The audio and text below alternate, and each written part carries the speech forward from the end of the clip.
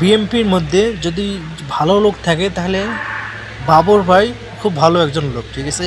ইনি নাকি আজ পর্যন্ত এখনও নির্বাচনের কথা বলেনি, কারণ বলার কোনো প্রশ্নই আসে না। কি জন্য?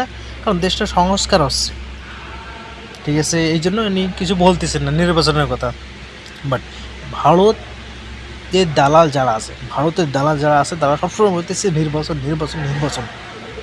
যারা এখন দেশকে ভালোবাসে তারা কখনো নির্বাচন, সংস্কার ছাড়া নির্বাচন চায় না। কিন্তু যারা দেশকে ভালোবাসে না তারা শুধু নির্বাচন নিয়ে মানে কীভাবে লুটপাট করে খাওয়া যায়।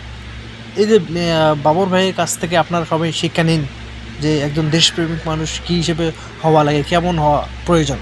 দেখেন, দেশকে এত ভালোবাসে যেন দেশকে ভালোবাসার কারণে 15-16টা বছর মারি করে দিয়েছে শেখ হাসিনা তার থেকে। সো এখন দেখেন ইনি নির্বাচন যাচ্ছে না, কারণ এটাই তো ভালো না। জনগণ তো এটা চাই, ইনি জনগণের মানে জনগণ যেটা চাইছে সেটার সাথে তিনি বাবর ভাই আছেন। সো বাবর ভাইকে স্যালুট জানিয়ে আমরা সবাই।